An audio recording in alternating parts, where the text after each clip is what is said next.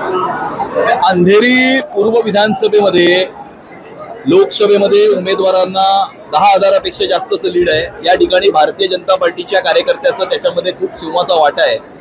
याच्या आधी जी पोटनिवडणूक होती त्या पोटनिवडणुकीमध्ये सुद्धा भारतीय जनता पार्टीनेच त्या ठिकाणी उमेदवारी अर्ज भरला होता।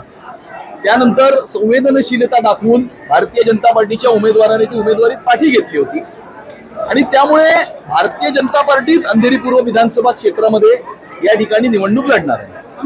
पूर्व विधानसभा क्षेत्राची निवडणूक लढेल कारण या आधीच्या पोटनिवडणुकीमध्ये सुद्धा भारतीय जनता पार्टीनेच या ठिकाणी उमेदवारी अर्ज भरला होता।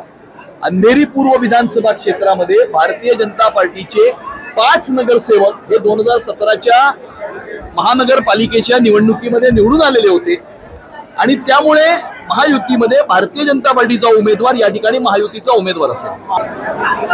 उमेदवारी ठरवण्याचा अधिकार हा पार्लमेंटरी बोर्डाला असतो आणि त्यामुळे उमेदवारी ठरवणं किंवा उमेदवारी घोषित करणं हे माझ्या अखत्यारीमध्ये येत नाही।